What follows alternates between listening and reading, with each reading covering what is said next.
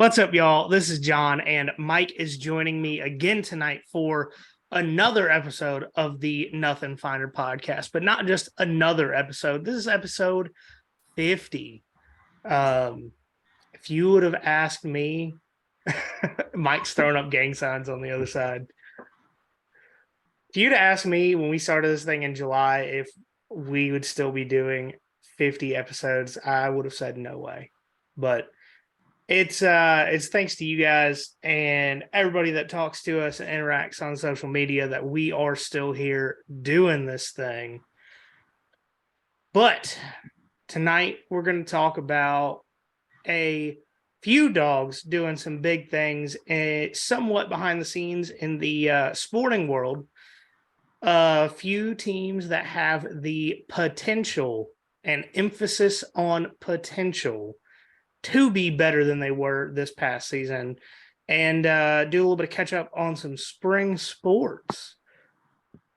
But before we get started, what are you drinking tonight? I am still doing water. I haven't had much alcohol since the Peach Bowl.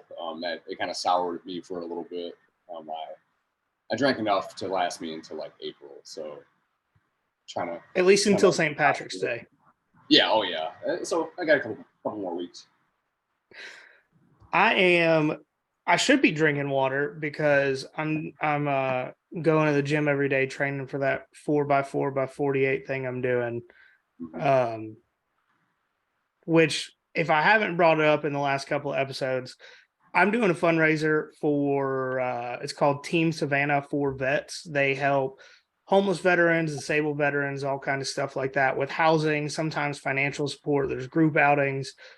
But I'm doing that 4x4x48, which is every 4 hours you're supposed to run 4 miles, but my knees and back are way too fucked up for that. So I'm going to do an hour worth of exercise every 4 hours for 48 hours straight. And that's to raise money for that charity. So if you guys have not, and you are able to, the link to donate is on our Instagram, Facebook, all that kind of stuff. But if you don't have the ability to donate, please share it with your friends because I'm trying to help these guys out. We are at 11% of our goal, and it starts on March 4th. So really, truly, anything will help. And especially if that is just sharing it to your friends and family. But because I am irresponsible, I am drinking an Elijah Craig single barrel proof tonight from Largo Beverage down in Savannah. Shout out Largo. It's 9 years old and 126.1 proof, because I am irresponsible. And even though I'm going to get up and help like 7 hours ish and go work out for an hour, I'm still gonna drink a little bit. It's your spinach. I mean, you got to. I will say the best PT test I ever took in the Army, I was still drunk during the PT test. You can't feel pain if you're still drunk. Fair. The hangover's brutal though when you finish 2 miles, puke a little bit, and then all the alcohol exits your body, and then it's just like, here is a brain stabbing headache for the rest of the day. The first vomit is just from exhaustion. The rest of it's alcohol. It tastes different. Yeah. It's like fire coming up your throat at that point. It was a lot of poor choices were made. One of those was joining the Army in the first place. Just to clarify, I tell people all the time, joining the Army was the worst thing I've ever done that I would voluntarily do again. So I don't regret it, but my joints do. All right. So we're going to talk about these behind the scenes dogs is what we're calling it. And really over the last week, it's come to my attention that there are some damn good dogs that are doing some real big things in the sports media, just that whole sporting world that I don't think get recognized as much as they should. Um, Starting this one off, you've already read the outline, but if you hadn't, Todd Gurley, right? So, as we all know, phenomenal running back in Athens, 10th overall pick in 2015, 2015 Offensive Rookie of the Year, 2017 Offensive Player of the Year, 3-time Pro Bowler, 2-time All Pro, and the running back touchdown leader in 2017 and 2018. Did you know he was part owner of a fan control football league team? No, that's news to me. Yeah, so he is part owner of the FCF Beasts. And this is just a wild group of owners here. You've got Marshawn Lynch, Marcus Peters, who is Marcus Peters still in the NFL, or did he retire? I feel like he is. I thought so too. Yeah. Ravens. Yeah. Yeah. If he's still in the league, he's definitely with Baltimore with our boy Todd Duncan. A former WWE wrestler named Miro and former WNBA star Renee Montgomery. They all own the team together. That's an Marshawn Lynch and Todd Gurley just seem like a whole party. Because I've heard stories about Todd in Athens that make me wish I was in Athens when he was still in school. And so Todd's teammate, the other half of Gershel, Keith Marshall, is the co-founder and CEO of the Player Lounge, where they are doing NIL deals and NFT collectibles. He does that with Aaron Murray. Aaron's kind of the front man of the operation there, but I mean, I think they're up to like 20 something schools they do NIL deals with and have NFTs and that sort of stuff, which is super cool. Yeah. And Hines Ward, one of the all-time great damn good dogs, 2-time Super Bowl champion, 1-time Super Bowl MVP, back when it actually meant something, is now the head coach of the XFL San Antonio Brahmas. And I do want to talk about this real quick because I feel like all of Dog Nation should pick the Brahmas as their team, being Hines Ward as a head coach. They got AJ McCarron. Like he plays awful in like the last 2 drives of the game. He's a Heisman contender, next to no stats, doesn't play well, and then when they win, it's all his job.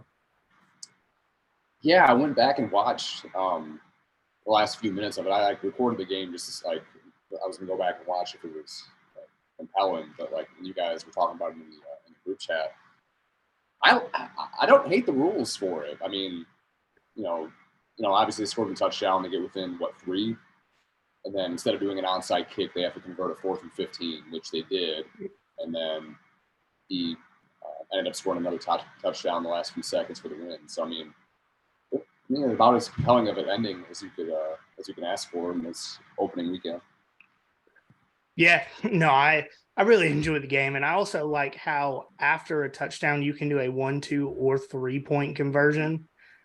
I think that's really cool, and the kickoff is really interesting because all the players except for the kicker and the return man are lined up 5 yards apart, and nobody can move until the returner touches the ball. I mean, I think it's really interesting. I hope the NFL uses the XFL as like a test league for like, okay, if this rule works, maybe we'll talk about implementing it. And the real time review process where the official is talking on TV about what he's seeing while he's looking at it. If every league had that, there would be a lot less complaining about the officials. Yeah, I mean that happened early on in that very first game with like Arlington and in Vegas. I think like that. I mean that was so smooth. Like it was gratifying to watch that. It wasn't that long of a review, and they knocked it out really quick. Right, and sorry. Go ahead. No, go ahead. That the kickoff return thing was interesting too, because like you would think that they're not lined up that far from each other, like the kicking team and the receiving team, and even with them not being that far off and having to wait till the returner actually catches it, there were still some decent returns brought back from the couple of kickoffs that I watched, and that was actually kind of surprising, but it was interesting. I liked it. Definitely an interesting wrinkle, and it would be cool if the XFL was able to if they can reach some kind of agreement with the NFL and be a minor league type system for them. So not quite college, but like that kind of middle ground for practice squad guys like it was before. Like it was before. That would be interesting. I think that's best case scenario for Rock Dwayne Johnson. Yeah, no, I agree. Especially if they're able to use it as a developmental league. I mean, Jack Cohn, who I want to say he was at Wisconsin.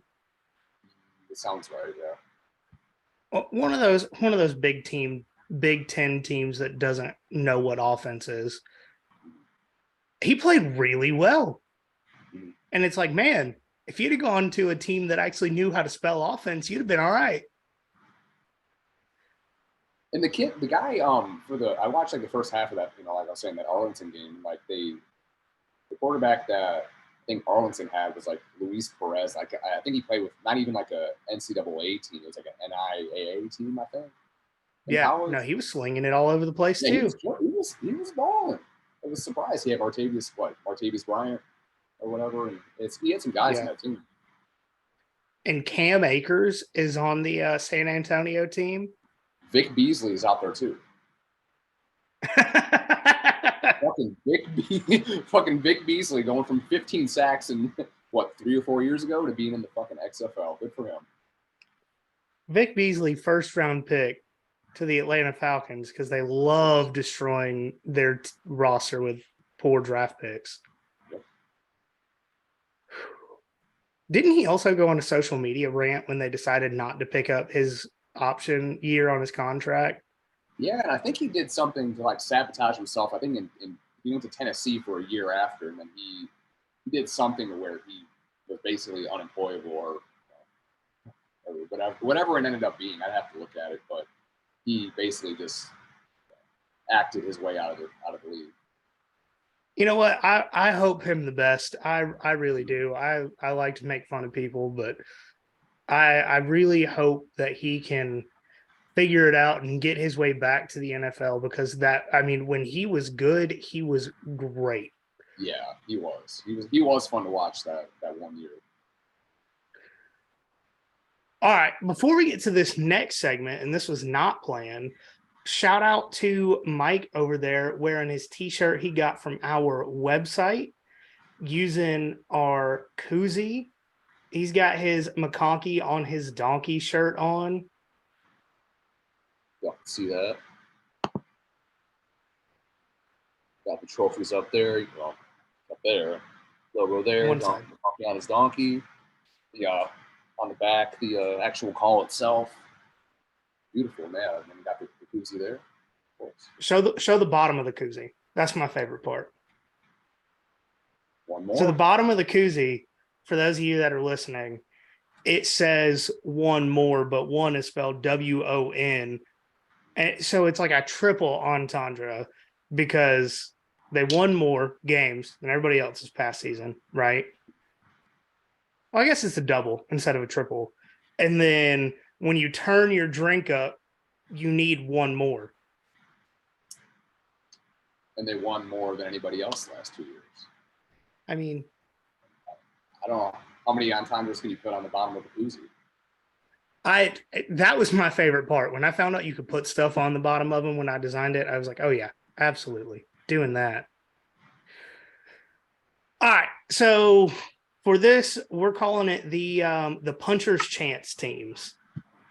And this is, we both looked up stats, recruiting, all that kind of stuff about 3 teams each that had meh or worse seasons last year that have the potential once again, I'm going to emphasize potential to do better this year.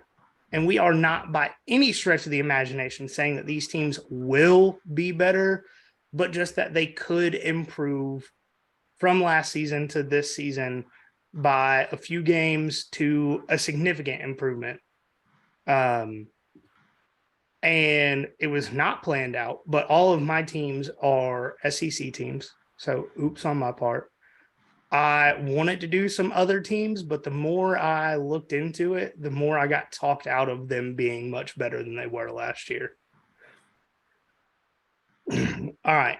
So Kentucky is my first team. And yes, I understand I was high on Kentucky last year. And I understand that I was very, very, very wrong. But the biggest difference between last season and this season, Devin Leary. They don't have Will Levis. They have Devin Leary, Devin Leary, I want to say when I looked it up, he was close to almost 7,000 passing yards in essentially 3 seasons at NC State. And I could not tell you a single wide receiver in the NFL, XFL, or college that played for the Wolfpack. So to me, that's saying something. But Kentucky is also bringing back Liam Cohen. For those of you that don't know, Liam Cohen is the guy that was essentially single-handedly responsible for making Will Levis look like a good quarterback, almost by himself. Yeah, Will didn't do that on his own. No.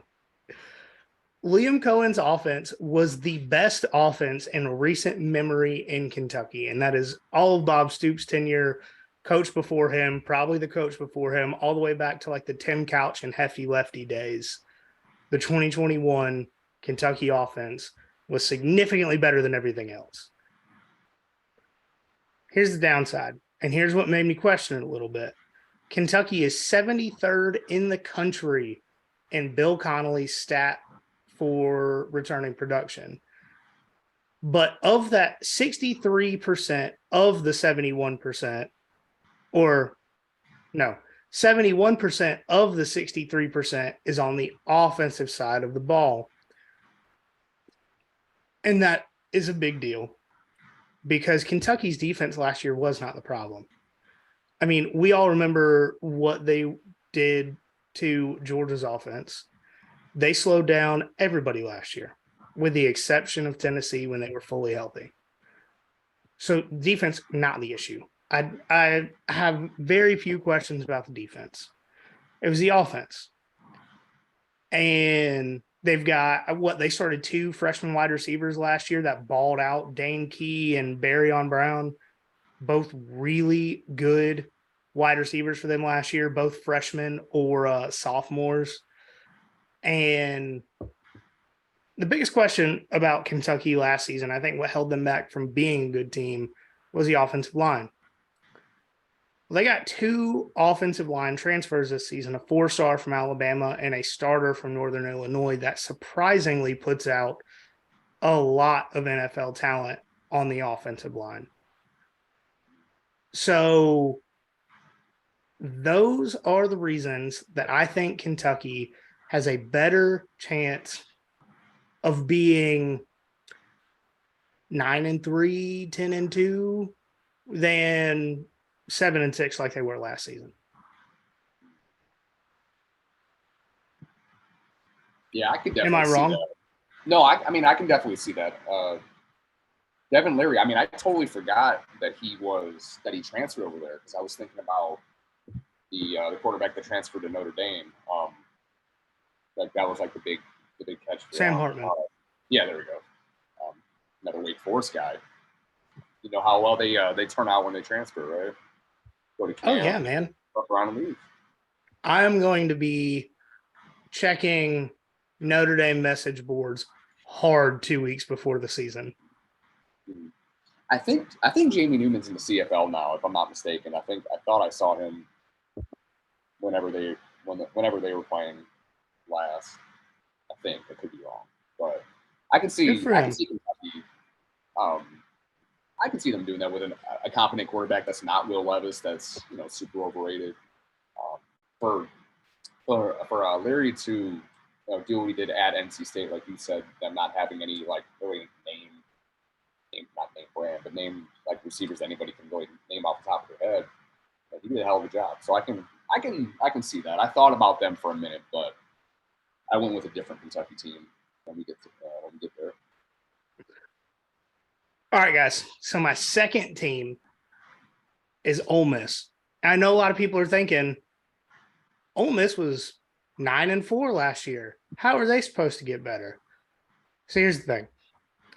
Their schedule was extremely backloaded. They didn't play essentially any team in the SEC with a heartbeat until week 8 when they got curb stomped by LSU. I mean, they started 7-0. They lost their first game the same day as Tennessee beat Alabama. So at that point, everybody was like, oh, Ole Miss might make it to Atlanta, right? Wrong. They lost 5 of their next 7 games after starting 7-0. Jackson Dart, as much as I don't like to rip on players that much, he was not good. He just wasn't good.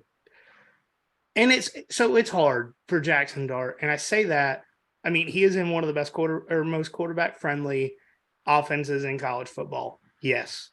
Jackson Dart was the guy after the guy. He tried to be Matt Corral. And sometimes it's hard for Matt Corral to be Matt Corral. I mean, you could hit Matt Corral in the head with a sledgehammer, he'd get up and throw a 50-yard bomb. Like, there are very few people on the planet that could take the beating that he did and still play well. And not only that, he was the perfect quarterback for Lane Kiffin's system. He can take a beating, get yards on the ground, throw the ball extremely well. But that's not Jackson Dart, right? Like, that's not him. The good news for the Land Shark Bear Rebels out there,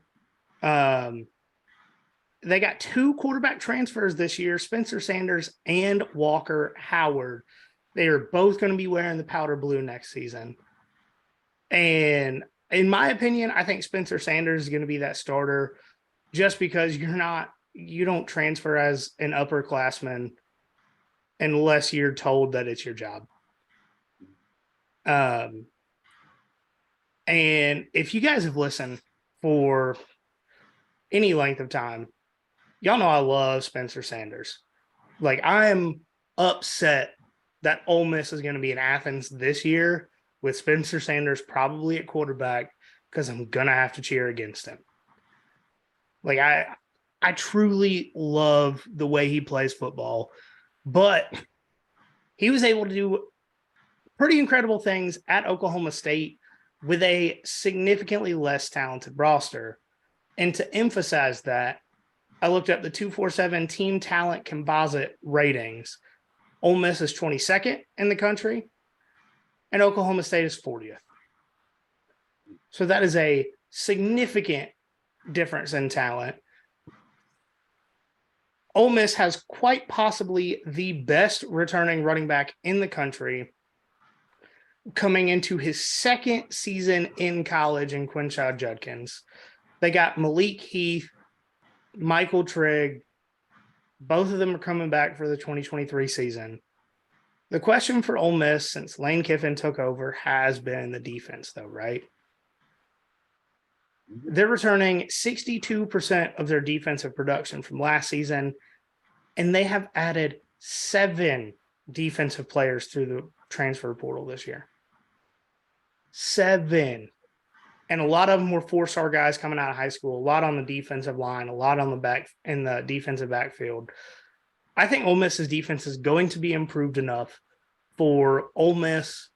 And Ole Miss is kind of like the caveat because they won 9 games. 10 wins in a season for them is like peak of their fandom. I think if they can win 10, including a bowl game, and be competitive against like a LSU and the teams like that this year, I think that will be considered a win for them. If they can be competitive against Alabama, especially with their beefed up defensive line, I think that'll be a big improvement, especially since we've all seen Alabama's weakness on the offensive line this past 2 years. And not to mention that, if they're planning on running Jalen Milroe out at quarterback, it's going to be a long year for Alabama fans. You can have a bad time. So the only pushback I have on Ole Miss is that, like you said, the 7 defensive players coming through the transfer portal is huge. But do you remember who's coaching them? I don't remember their defensive coordinator. Pete Golden. Oh, I forgot he went to Ole Miss. He was stoled. Yeah. Like everybody in Alabama was like, "Oh no, please don't go." Oof. But it's got to be better than what it was, the last few years with Ole Miss. It's got to be. I can't imagine. I can't imagine it being worse. So it can be an improvement. I can definitely see them. Like you said, 10, 11 wins, I think, isn't out of the question. They play, when I was looking at stuff earlier, because I thought about Ole Miss as well, and they play Georgia Tech. They don't have much going on in the out of conference. Non-conference. Yeah. I want to say, I don't know if you remember, I don't have it pulled up. Do they play Tulane? Oh, that's a good question, because Tulane is a very good team. But what are they returning though? Because I was kind of looking at that, and then I kind of settled on what I ended up settling on. But they play. I think they play at they play at Tulane in week 2. Ooh. Going down to NOLA. Oh, they're dead. It'll be interesting to see what Tulane is bringing back. Because I have no idea. I did no Tulane prep whatsoever. So I didn't either. But Tulane beat USC. Yeah, so I was saying, and Pete Golding probably won't do too much Tulane prep either. So you never know. Hey, Pete Golding is, when the standard is perfection and you fall short, you're still doing something. Yep. And anything is better than what Ole Miss has had at defense for the last few years. Oh, all right. So it's got to be better, right? It can't be much worse. And if they won 9 games with an awful defense, what's saying they can't win 10 with a better defense? Mm-hmm. Especially, Oklahoma State won a lot of games with no defense because Spencer Sanders was a quarterback. To me, Spencer Sanders is like the equalizer for their defense being bad.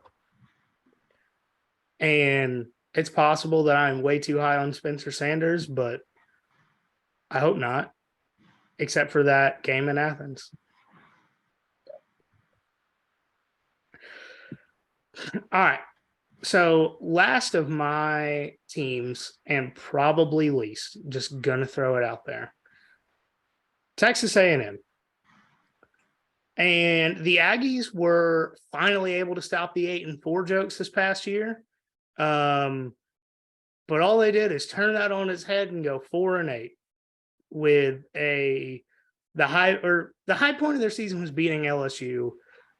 The closest other high point of the season was almost beating Alabama, ?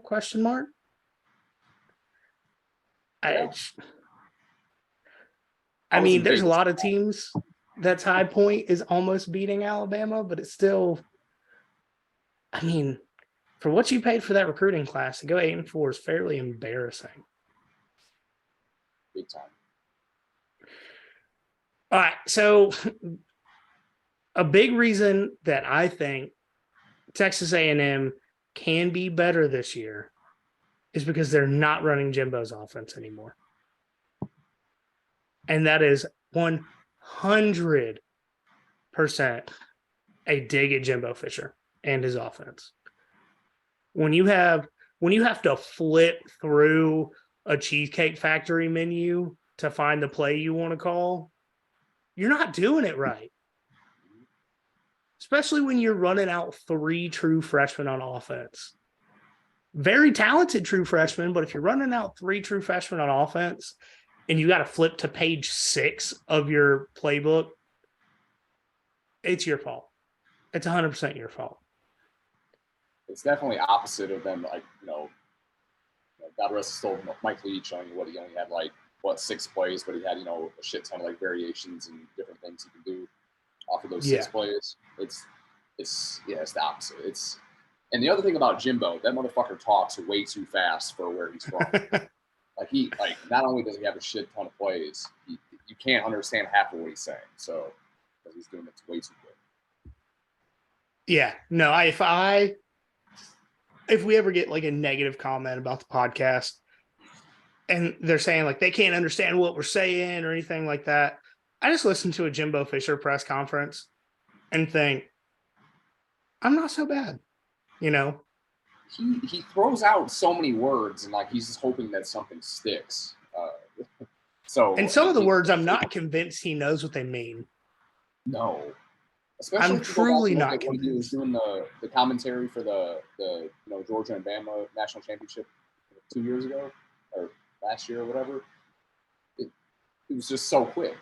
You can understand half the shit he was saying, and he seemed confused while he was doing it. So I guess that's his strategy: is just talk really fast and hopefully something sticks, and you assume that he knows what he's talking about. So the problem with it no longer being Jimbo Fisher's offense, maybe a problem, maybe not, we'll see, is that it is Bobby Petrino's offense. So, hopefully it's not one of those things where it's out of the kettle and into the fire. Hopefully it's not one of those. Hopefully. But the thing is, it's going to make great television. Yeah. I think we talked about that before. I think they need, they had a behind the scenes series this past year, and it was fucking hilarious, watching them lose to App State and whatnot. They need that again, and just have Jimbo and Bobby, and then the defensive coordinator, DJ Durkin. DJ Durkin.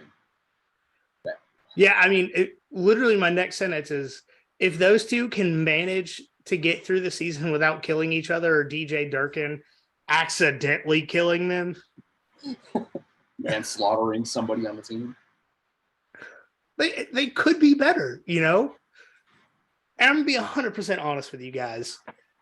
A&M has too much talent to go 4-8.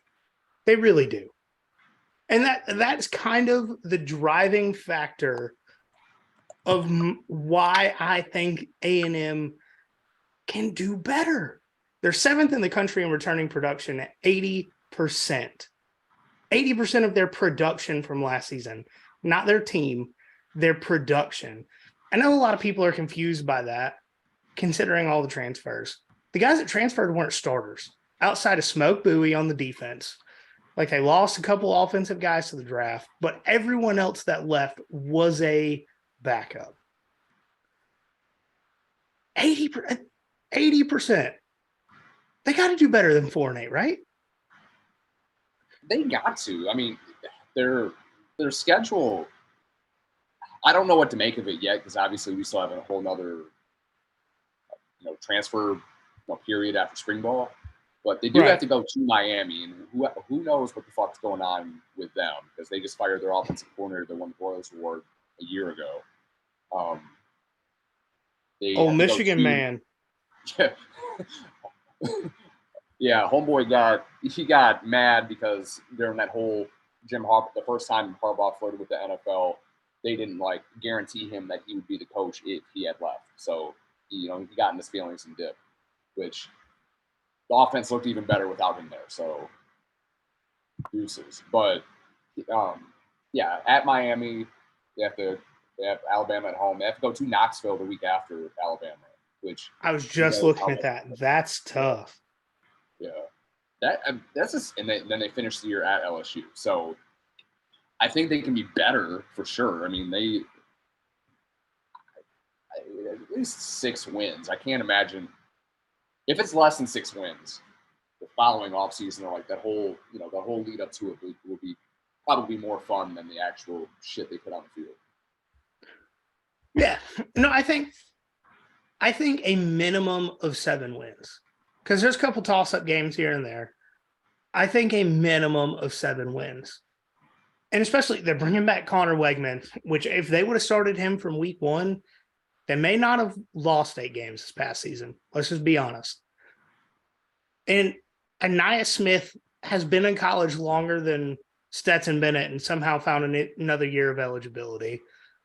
They got the true freshman who was their best receiver last year, Evan Stewart, and a guy that's more physically gifted than Evan Stewart and Moose Muhammad, all coming back this year. They signed a 5-star running back, number 30 running back in the country, flipped from Louisville to A&M, Reuben Owens. And the defense was good enough to hold Bama to 28 points, almost beat them. Granted, that was with Jalen Milroe. So let's, I think it's even more impressive that Bama was able to score 28 points with Jalen Milroe. That's fair. That gets lost. That's fair. Just full context there. But they did beat LSU with a full strength LSU team. Got multiple turnovers in that game. Beat the hell out of Jaden Daniels. And the biggest thing about their defense is they lost Smoke Bowie, right?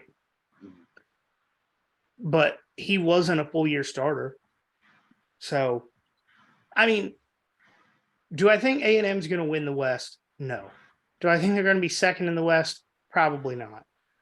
Do I think they can be competitive with the other, like B-tier teams in the West? I think so. And I think if the unguided missile Joe Milton's not on his game against Texas A&M, I think that game could possibly be won because I will trust Tennessee's defense when they don't give up a stupid amount of points to every good team they play, or South Carolina. Yeah, South Carolina ran out of fireworks because they scored so much on Tennessee's defense. They need to hang a rafter for that right next to all the Spurrier shit they have on the stairs, the ramps there or whatever. This November 2022 ran out of fireworks as we kicked the shit out of Tennessee. Beautiful. I'll talk to Chris Phillips and see if he can talk to his people at the athletic department. Gotta get something. Can we just get a flag or something? Get something because that was a hell of a night for all of us that the sickos. That for the other 13 teams in the SEC, that was an amazing day, except for when Hendon Hooker got hurt. Yeah. Because if you haven't listened to us very much, I hate injuries. I hate them. So, I truly do not care who it is. I hate injuries because you derail a person's, in some situations, entire life. I hate them. But Tennessee still got their ass kicked, and Hendon Hooker wasn't making a difference in that game. And that happened at the end of the game, too. So, if it would have happened... It was third quarter. Yeah. So, they at that point, I don't think he would have made that big of a difference. But still, it sucks that he went down in that situation. But, next man up, unfortunately. Also, I just want to quick little sidebar here. Google Docs auto-corrected Smoke Bowie to Smoke Bougie. You know what? If he makes enough plays, I'm off to start calling him that. Yeah, you know what? Petition to change his name to Smoke Bougie. Sounds like a SoundCloud rapper. Smoke. He might be shit. If it's not, it's gonna be after this comes out. All right, Mike. We're ready. We're ready for your teams. All right. So I went kind of a different route with mine a little bit. I was thinking about like first I started thinking about the transfer market and what some of the Power Five teams were able to bring in, compared to what obviously what they had and what they what was going out of the portal, going out of the program, and just like I try to go like as low as we can, like the worst of the Power Five teams or like arguably the worst ones, and it's like we talked about with A&M. I mean, there's only one way to go up. So the first team that I started with was, and I really didn't initially when we started talking about doing this segment, wasn't on my mind, crossed my mind, but Colorado and the Fighting Deion's, Deion Sanders team. So Colorado has the number one ranked transfer class, and according to On3, two of his biggest guys coming in is his son, of course, Shedeur Sanders, high 3-star reevaluation from them. And then, of course, how did he only get a 3-star reevaluation? I don't get it. And I want to say when I was looking at that, I want to say it was like the On3 consensus one, because they may have had him higher than that, but like the way it broke down, I think like his grade was like in the low 80s or something, like low to mid 80s. So like he was close to a 4-star. But you got him coming in, who's probably, I would assume, would be the starting quarterback. And then, of course, former 5-star plus wide receiver, cornerback combo, Travis Hunter. And, from that, and like just going from like high school recruits, obviously Deion was able to make an impact there at Jackson State, having, bringing in the number one recruit in the class last year in Travis Hunter. But in his first, couple weeks at Colorado, Deion was able to bring that recruiting class from the mid-50s all the way to 33rd, which 17 spot jump is pretty sizable. It's good for 6th in the Pac-12, which I think would be like 13th in the SEC, maybe last. I think Probably. I think I shit you not. I think Vandy is like in the 20s, like or something like that, or right around where Colorado is at.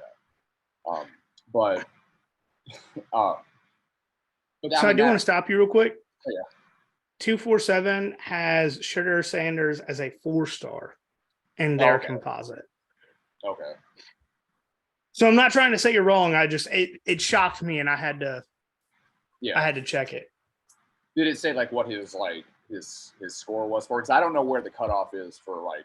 I mean, I guess everybody's different, but that was just so 247 composite has him 4-star 0.9126. Yeah, he was like I want to say he was like in the mid 80s for On3, but I mean we know that he played better than what his reevaluation was. Oh yeah.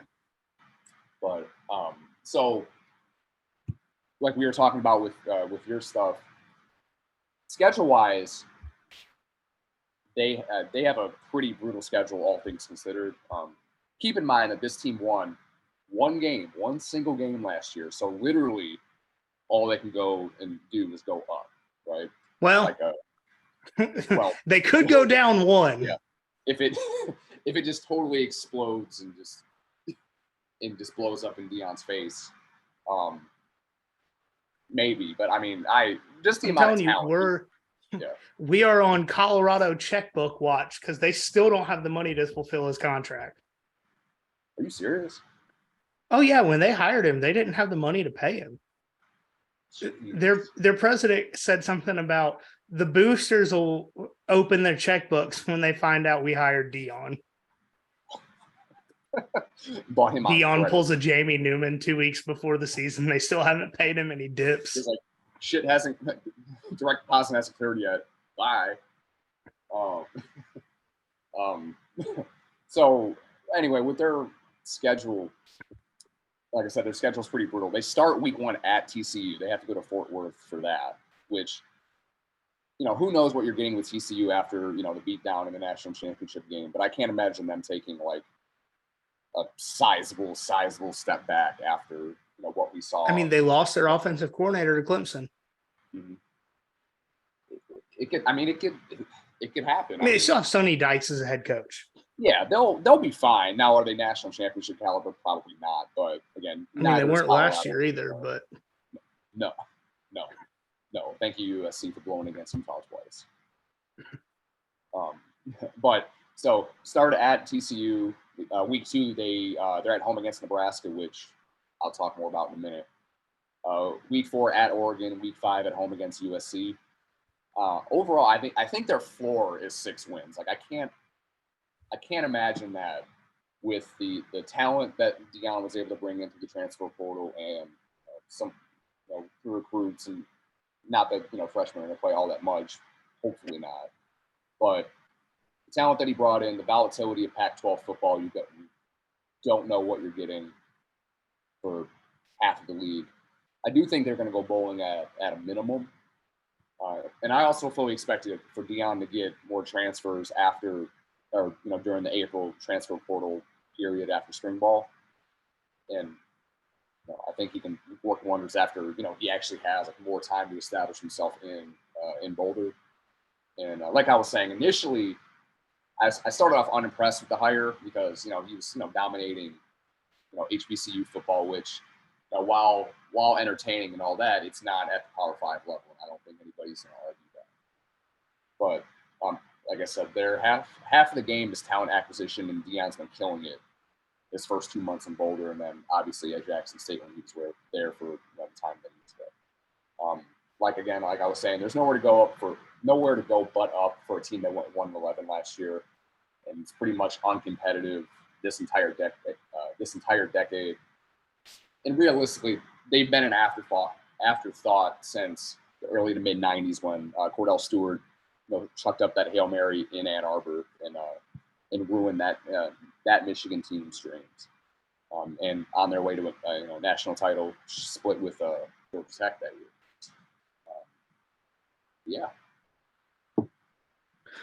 Yeah, I'll be honest, man. Colorado did not even cross my mind, and I don't know why. It's because everything they're so bad. I mean, one win. I mean, you schedule. I guess. I mean, they only play 3 out of conference games, but one win is almost impressive. Yeah, I said it's impressively bad. Who did they even beat? Wasn't it an FCS team? It had to be. But it's disgusting. Like I don't even know how that works. So they beat Cal, actually. Oh well, basically an FCS team, so that works. Yeah, I mean, they gave up 41 points to Air Force. That is the extent of my Colorado slander. Because if you give up 41 points to an academy, you're not doing football right. But didn't Air Force win the Commander-in-Chief trophy? They did. When all you have to do is sit on the computer and practice football instead of work on actual war fighting skills, it's real easy. Nerds. Yeah. So that was Colorado. All right. So next one, and again, I didn't initially think of them either, but Wisconsin and Luke Fickell coming in there after a disappointing year last year. So of course, Luke Fickell came in from Cincinnati, just 2 seasons removed from making a college football playoff appearance, being the first Group of 5 team to make it. Although now they're going to be a Power 5 team this year. But last season, Wisconsin went 7-6 and fired their coach during the season. Their transfer class ranks, according to On3, 6th in the country with a net improvement. So if you're looking at the score, the talent leaving the program and the talent coming in, it was a net gain of 10. So it was 7. Like the average recruit was ranked as a 78 coming in, and average recruit was a 68 leaving. So that should be an improvement. They brought in 2 quarterbacks to fight for that job. Taylor Mordecai and Nick Evers. Mordecai was from SMU. Nick Evers was, of course, from Oklahoma. A couple of high 4-star guys. From On3, their consensus quarterbacks ranking that way, to take over for the immortal Graham Mertz, which again, y'all listen to, obviously watch SEC football, and hopefully you're aware, because I thought this shit was hilarious, that Graham Mertz, I keep saying Mertz, Graham Mertz is going to be the savior down there in Gainesville this year. I thought it was meme when it first got shared. I mean, like, I didn't buy it. I was like, there's no way Florida picked up Graham Mertz. When Sam Howell and Devin Leary were out there. And, I guess they didn't have any money to give him if they were going to give Jalen Rashad $13 million. So they didn't even give Jalen Rashad $13 million is a funny thing. Yeah, they just earmarked him. Like, oh, fuck, I guess we have to give it to Graham Mertz, which Graham Mertz was a highly regarded quarterback. I think I want to say he was a high 4-star. I don't think he may have been a 5-star, if I remember correctly. He was probably the best quarterback recruit that they've had ever, like not counting Russell Wilson, because he obviously transferred there from NC State. And Graham Mertz in his first game had 5 touchdowns. He went out of his mind and then had like 12 touchdowns the rest of his career at Wisconsin. They're like, oh shit, we can't throw the ball. This is not what we do here. No, we're running back. Athleticism, negative. Oh, no. No, we're all a bunch of dairy farmers up here. We don't do the fun and gun shit. No. But so Mertz is going down there to Florida to save that program, so that should be fun. I'm sure he might do better than Anthony Richardson. Who knows? Hey, Anthony Richardson was projected today as being number 1 overall pick. And I laughed my ass off when I saw that. Like, who the hell was saying that? Why? Like, his agent. His agent is saying that. People are saying, bringing him in for interviews. They want to spend an early pick on him. Potentially number 1. The Bears might fucking do it. They might have run a 2-quarterback system with Fields and Richardson there. Who the fuck knows? Yeah, 2 quarterbacks that run much better than they pass. We'll just run a wing tee with only quarterbacks. You know what? They might do it. I mean, the Bears are the worst. I think that's well established with anyone that's listened to me talk about them. Like even worse than the Lions, which is incredible to say at this point. But going back to Wisconsin. So, what was that? So, transfer-wise, they did bring in former USC receiver C.J. Williams, who's a former 4-star recruit, which, again, Wisconsin does not get that kind of talent at skill positions. So, that could be something to look for. Could be. And as far as their schedule goes, it makes Georgia's look difficult this year, like in comparison.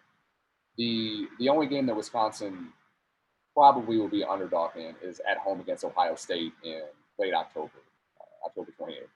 And possibly at Washington. Actually, they probably will be since Penix is back. I was about to say, Washington is I like Washington to win the Big 12 next year, or Pac-12 next year over USC. Ooh. That could be good. Penix kicked the shit out of the last Big Ten team he played when they, in the regular season. They played, I think Michigan State went out there last year and just whooped them. Just like he did when he was at Indiana. But yeah, so two games where they're going to be underdogs against Ohio State, and then week 2 against Washington, assuming everybody's healthy. Out of conference games, Buffalo, not the Bills, but the Buffalo Bulls, Washington State, I should say, and of course Georgia Southern, which I'll get into a couple minutes. Can't discredit them, can't count them out. Never sleep on the Eagles. No, never. Get after that ass. That's all they do. But expectation-wise, I can see them being a 9-win team as a floor. The Big Ten West is disgusting. It's, in my opinion, it's the worst division in Power 5 football. And I really don't want to hear any other argument for anybody else. I mean, they are atrocious. So What are the besides, odds that when UCLA and USC go to the Big Ten, they get put in the Big Ten East just because they want the Big Ten East to be nothing but powerhouses? I mean, that's the way they set it up. I mean, I want to say you guys talked about it last week when they had the leaders and legends division, because they had a good idea in theory to split up Michigan on one side and then Ohio State on the other. I don't remember for the life of me who was what, a leader or a legend. I don't know I what the mean, fuck that means. neither are either. Really, I mean, I mean, you're gonna sit here and tell me that Northwestern's a fucking legend? Like, I don't get. USC But USC plays in the Big Ten East and has to fly to Rutgers for a game. in like November, like that's what we're all here for. Like, we want to see that. Um, I don't know. I don't know how they're going to do that. I'm kind of hoping they go divisionless, just like I want SEC to go divisionless. But we'll see. They they have to say that pretty soon. I would assume at media days, right? That's a great question. I honestly think, as far as the SEC goes, they may, because they put the schedule out in September. I really think the SEC might just like drop their nuts in September and be like, "Here's a plan no one knows until today." Yeah, that'd be cool too. But like I said, floor being 9 wins, I could see an 11 win season if everything kind of goes according to plan. Realistically, I think 10 is what's going to happen. They're not going to beat both Ohio State and Washington. They probably won't beat either of them. But 10 wins is kind of what I expect with them. Fickle, besides his first audition, filling in for Urban Meyer, well, not filling in for Urban Meyer, filling in for Jim Tressel after the Tattoo Gate thing. He had a shitty year at Ohio State that year. That was before 2 years ago. That was the last time Michigan had beaten Ohio State when they were decimated. Everybody got thrown off the team.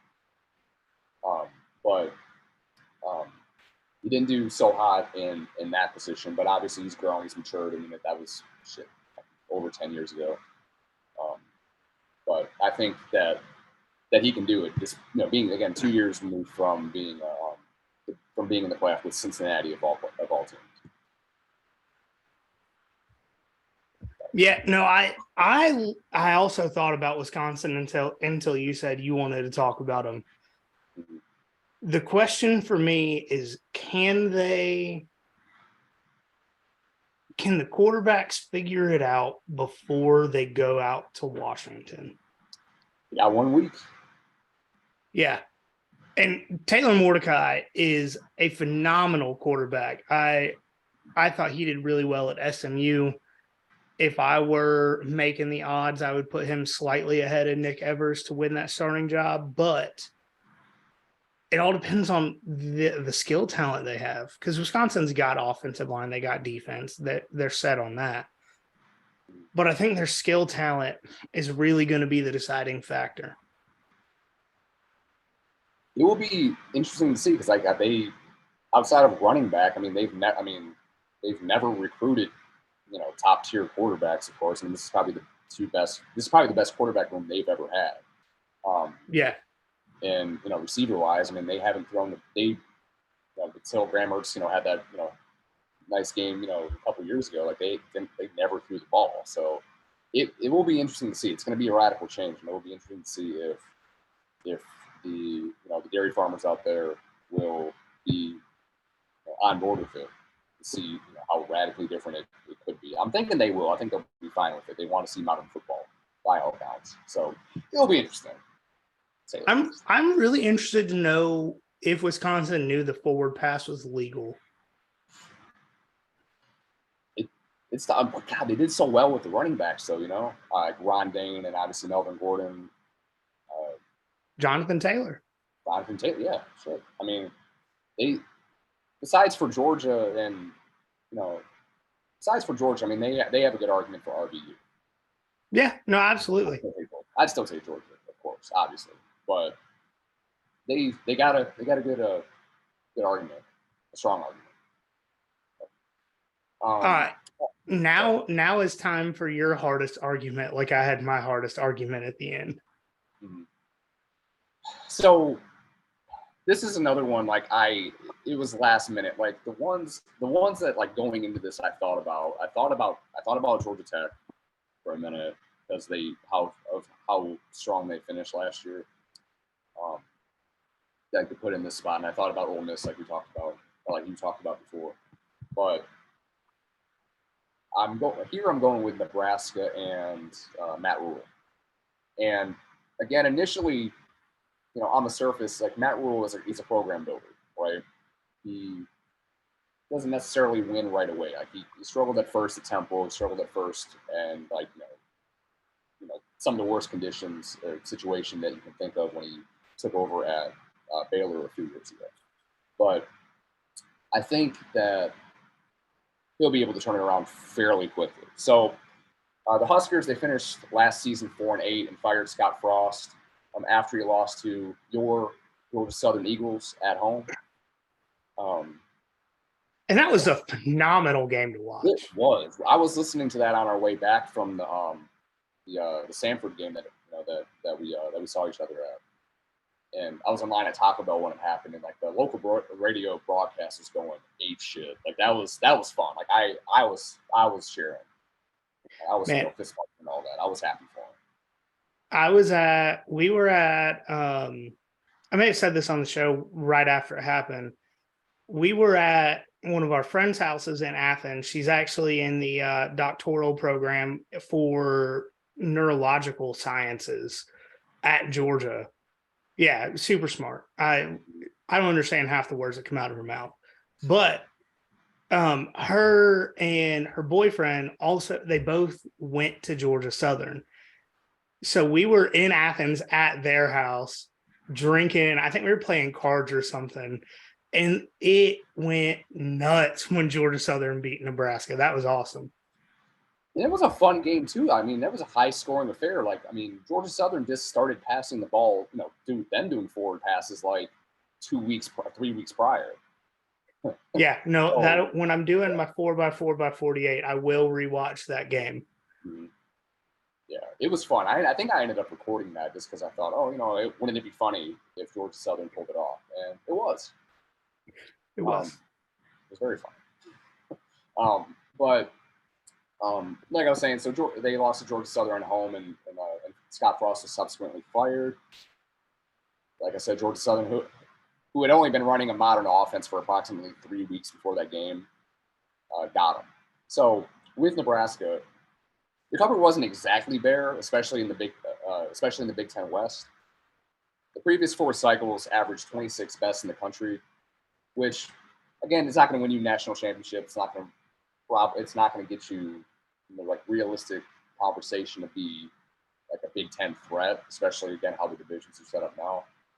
But their undoing last year was Scott Frost didn't realize that he can make in-game adjustments. Like after the first 15 play script, he was lost. That's all he thought he had to do was just do these first 15 plays on offense, and that was it. And it would take care of itself. Everybody would be overwhelmed.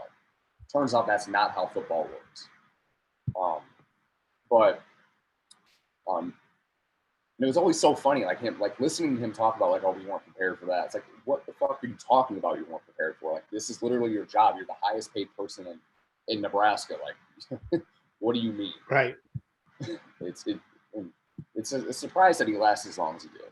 But it really is. When I find out when people say he was there from the 2018 season to the 2022 season, I'm like, are you sure? Yeah. Are you 100%? He should have been fired in 2021. At worst. Yeah. He lost in fucking Ireland to start the year. No, he lost in Ireland this year. No, that's what I meant. Northwestern. Northwestern's. It's a Northwestern legend. But so obviously he got fired. So you insert Matt Rule, who, like I talked about before, is known for building up programs like Temple and Baylor. The transfer class isn't really anything to write home about. If I remember correctly, I thought he got hired even like later than Fickle and like others in that cycle. Like Yeah, no, it was late. I want to say it was January. yeah, so he didn't realistically recruiting high school kids. He didn't have a shot. Not at Nebraska. Not this early in his tenure. No, I want to say it was right before New Year's because they talked about it on College Game Day before the playoffs. Oh yeah. Okay. So he had more time than Dion though, but he's not. I mean, it was still after early signing day. I mean, that's a huge. Yeah, that's when huge most loss. of your blue chip guys sign or commit. But like I said, it's nothing to write home about. His transfer class was 30th in the country according to On3, but he does have a favorable, if I can say it, schedule this year for the most part. So they start off on the road against Minnesota. Start off on the road against Minnesota, and then on a Thursday night. I don't know if that's week 0 or not. I didn't really look at it that close. Yeah, sorry. No, you're right.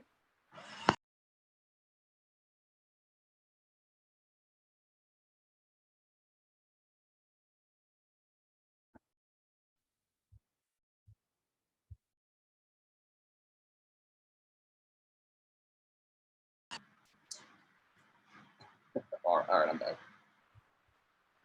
All right, so sorry about that. All right, so I forget where I was at. So yeah, start off on the road on a Thursday night against Minnesota. Not exactly. Minnesota ended up being pretty good, but played them on a Thursday night. Then they travel to Boulder the following week to take on the Buffs. Their East crossover this coming season is at home against Michigan and then on the road against Michigan State in East Lansing. So I expect them to be underdogs in at least 4 games, if not more than that, of course. Like, probably not much more than that. But with competent coaching, I do expect them to go 7-5 or 8-4 at their ceiling. But which would be a significant improvement.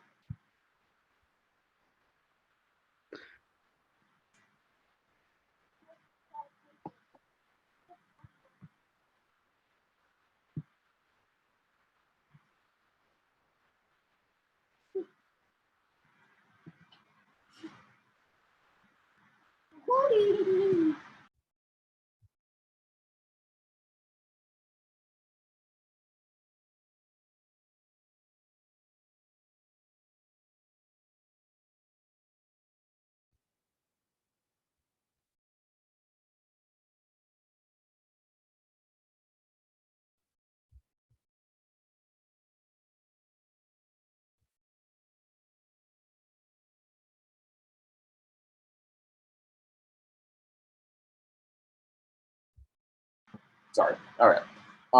So that was all I had for Nebraska. But one other thing I just wanted to quickly mention that I had considered was Jeff Brom over there in Louisville.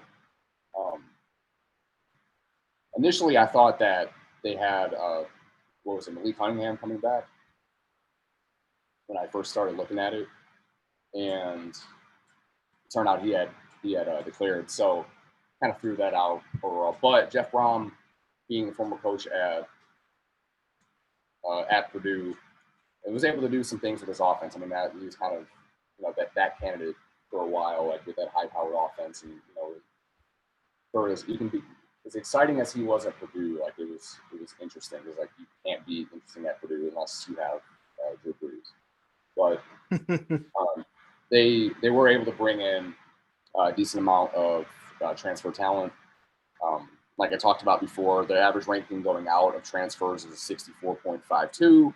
The average player coming in was a 74.08, which again, not going to win you anything of substance, but it's going to make you more competitive overall.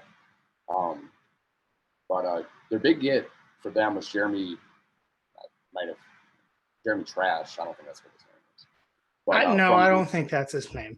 I think I'm trying to think. It's probably Thrash or something like that. I'm not sure. He played at Georgia State, so nobody watched him. But His on-board evaluation was a 90. So like he can ball. So that is something. But that was my honorable mention to Louisville with Jeff Brown. Yeah, no, that's a good one. If Louisville can figure out quarterback, they've got the talent everywhere else to do something. I do want to take a minute and kind of update y'all on the spring sports situation, because we said we were going to talk about it, and I watched a good bit of all of the baseball games this weekend. So the baseball team started off pretty well. Opening weekend against the Jacksonville State Gamecocks, they went 2-1, and that one game they tried to come back and they couldn't. The issues from last season have carried over into this year, and it's pitching. Starters, relievers, closers, they've all got to step their game up. But what gives me the most hope is that the bats from last year have also carried over.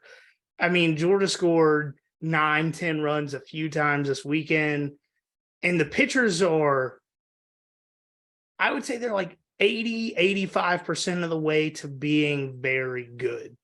They just got to dial in that accuracy a little bit more.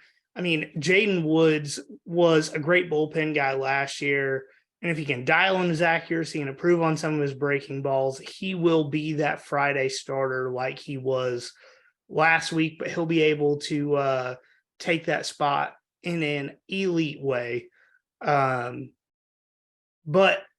the Diamond Dogs take on Princeton this Friday going into the weekend in Athens. Tickets are always fairly cheap and available if you want to go, but if you cannot, all the games are on ESPN Plus this year, which is really cool. It's all the in-stadium radio broadcasts that are over the air on ESPN Plus, so it's awesome to watch that.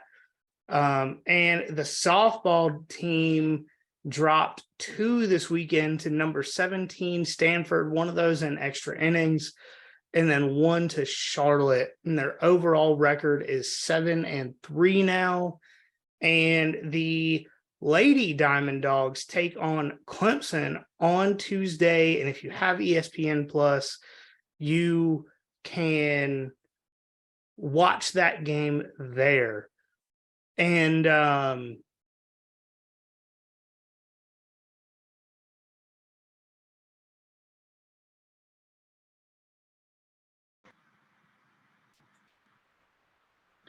yeah, so it looks like at the end you have something that you want to talk about, because I had no idea this was even a thing.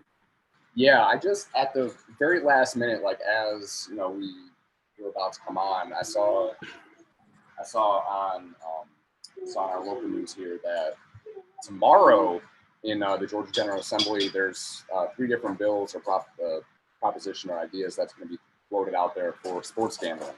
Now we've had this false hope the last 3 or 4 years that would have come through. Oh, I think it's been close to a decade.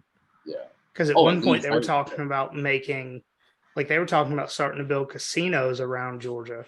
There was one right before we moved here to Savannah. There was a proposition that when it would go through, that they would build one in Midway, so just south of us. Which could be something. But there's 3 different bills that they're going to discuss or talk about tomorrow. Yeah. He's excited. He loves gambling.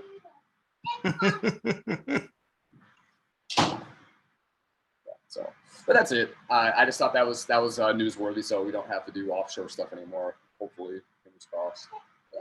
Yeah, I would love to not have to buy Bitcoin to transfer it to some shady website somewhere to miss on all of my Super Bowl bets. Yeah, right. I mean, I ended up winning my Super Bowl bet, but then I pissed it away by betting on the Hawks the following day. So that was my fault. I should have got out of it. I don't know why.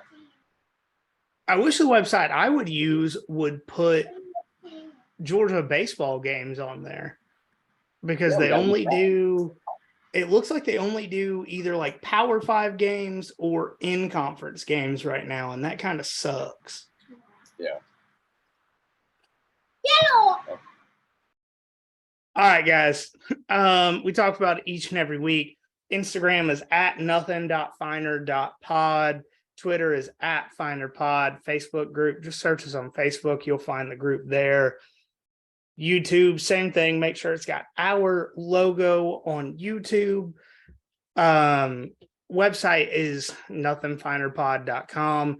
Share the show with your friends. We are I am trying to talk to some people about doing some cool stuff, but the more audience we have, the more there's not a real good way to put it, but the more weight we can throw around as far as like, oh, hey, if we talk to you, we can get you in front of this many people, get what you're saying to, X amount of people. So share the show with your friends, please and thank you. If you haven't, give us a 5-star rating on whatever you use to listen to us on. I think that's it. So always remember, guys, there is nothing finer in the land than a drunk, obnoxious Georgia fan. Go Dogs. Third and a mile. Duggan from the 2 will throw it all the way across the field. It's picked up by Bullardy. Bullard got it again. And Bennett to throw, lobs it to the right corner. There's McConkey. He got on his donkey and made a sliding catch in the right corner.